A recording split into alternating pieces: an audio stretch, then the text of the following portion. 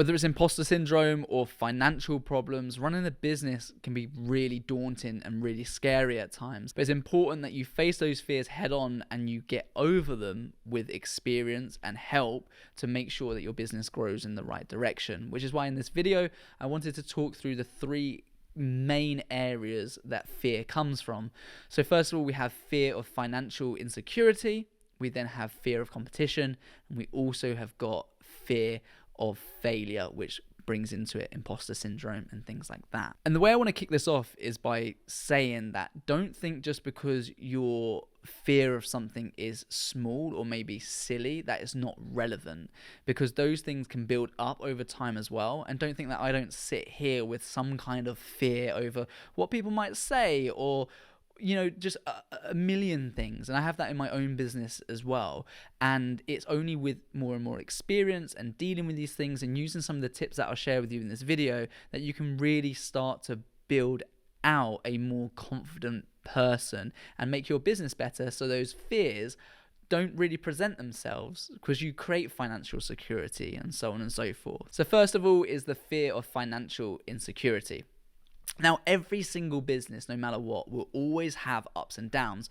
We call that often feast and famine, where some months are really busy and then you go through other months with no work on whatsoever. And when you're a freelancer or a one-man band or a solo entrepreneur, that really is the main factor. You get one job in and then you don't know when the next job is coming from, and you have no consistency within that work. When you build out your clients more and you sign them onto things like retainer systems, like we've got the RCP that we teach about, and when you've got people on those systems, it basically levels out those lines a little bit more, but they still go up and down. So you never know 100%. We know what our base rate is because of the plans, but what I'm saying is it still fluctuates. And sometimes, if you want to be doing $10,000 a month, you really, if that's a bad month for you, is $10,000 a month, then you really need to have like a $20,000 a month good month, if that makes sense. So there's always going to be a little bit of this inconsistency within business, and that's okay. My advice to people who feel that they have financial insecurities is to create a more tangible plan of action and think about what kind of finances should you look at that will really help you identify if there's going to be a problem in your business. So whenever I come to do my bookwork at the end of every month, once I've kind of reconciled everything, I look at obviously how much we've invoiced, I look at the bottom line of how much we've spent, and then what profit, if any, is left at the end of that month. Then I work my way back up that list, looking at the key areas where money's gone out. Now, if I didn't have that financial document that listed out exactly what categories I've spent money in, and a lot of online accounting softwares will do this for you. So if you're not using any kind of digital format to keep your finances in check, then I would potentially look to do that, because that will get rid of some of that fear of financial insecurity, because then you can see where you've spent money. You can see, more importantly, okay, this hasn't been a good month. Then you need to do something to make next month good. And I used to have a rule when I started out just as a one-man band, and that was if I had more than 3 consecutive bad months, then I would really need to take a hard look at myself and really start to think about how we're going to turn this business around. Because if you have one bad month, that's completely normal. You have another bad month, you should start to think, okay, we need to start implementing some changes here, or understand the market, or really start to dive deeper into why we're not having a couple of good months. If you have a bad third month as well, you need to be in a position of, okay, we really actively now need to 110% turn this business around. But if you don't have that business plan, or you're not looking at those figures, perhaps through some fear, then it's going to make that a lot worse, and you won't see a problem coming, and that's the worst position to be in. I always recommend that if you can, no matter how small you are, get yourself an accountant, because an accountant can also help you interpret those numbers if you're not very good at them, and give you an idea of if your business is doing well or not, and give you a little snapshot or an update every month as well. I ask my accountant so many questions. He's so helpful and really important to the growth of our business, because ultimately he understands the numbers better than I do, and he helps rid some of that fear, and that becomes more prominent when you start to hire people and employ people, because you want to make sure the money is actually there to keep everyone in a job. Fear of competition is something that I kind of only thought that maybe I had, and maybe it was like just my drive to be the best, maybe my athlete mindset of like just wanting to always do the best. But as I've spoken to more people about this quite openly, I think the fear of competition is something people don't realize they have until you actually label it that. And for me, the fear of competition is looking at another production company and being like, they're taking all my work, like, oh my god, like they're getting all those clients, like I'm terrible, like I'm never gonna get there.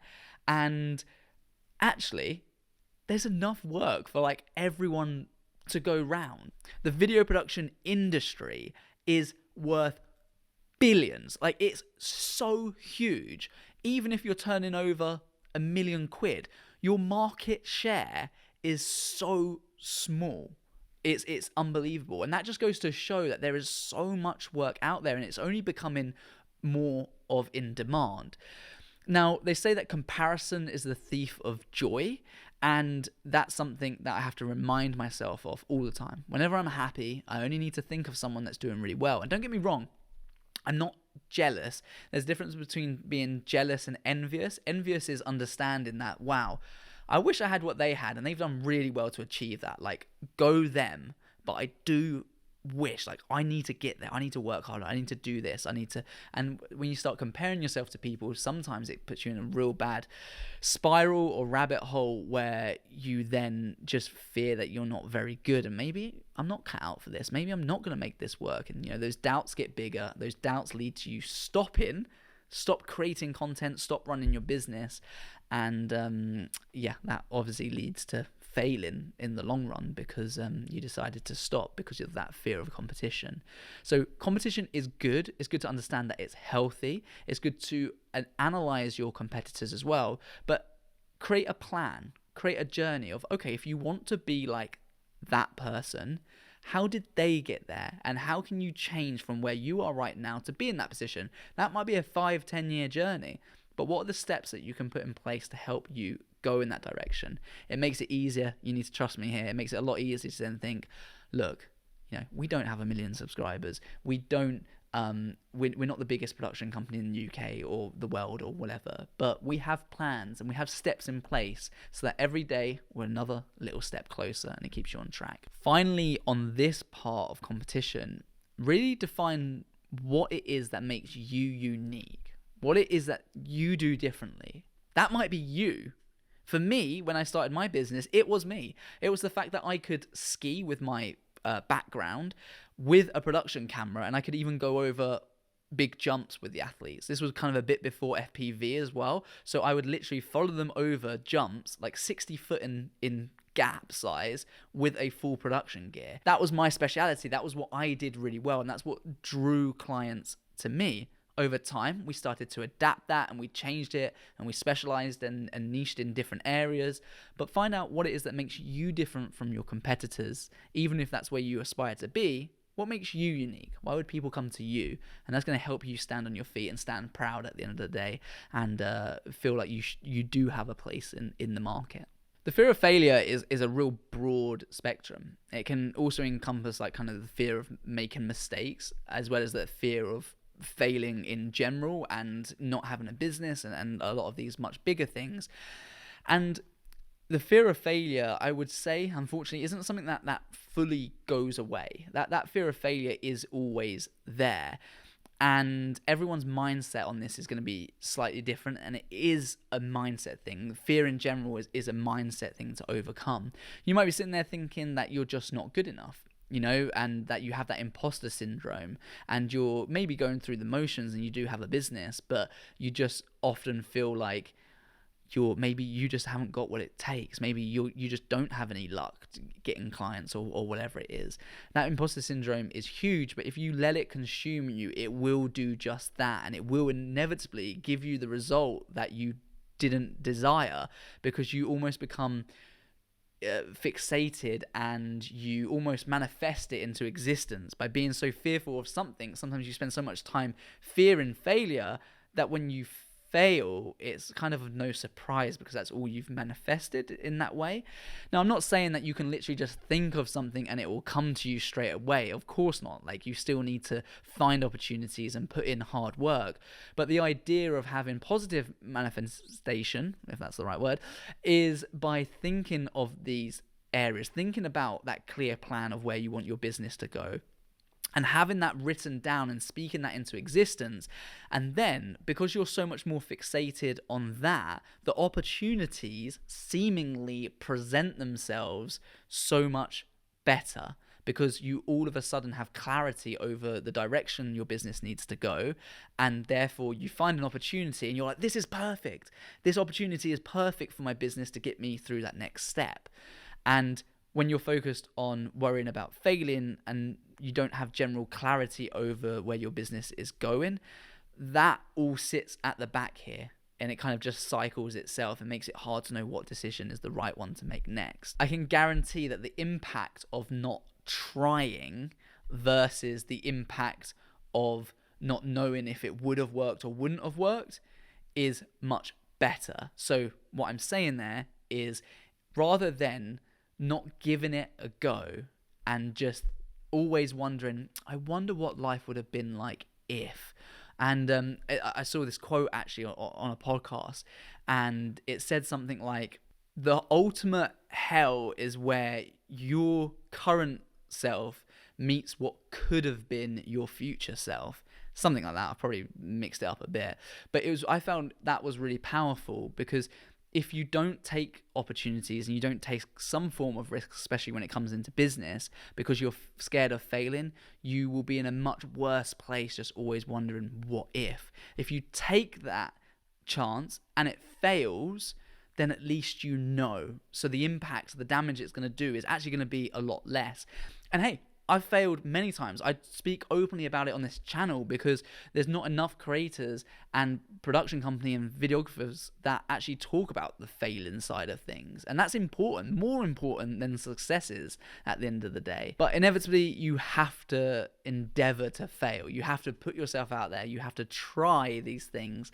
And if you do fail, something that I know that some of our members of our academy do is they actually write down what they thought was the failure. They write it down in a book, and they write down the reasons that they felt that they failed, and then they wrote next to it what would have been the solution to do in that situation.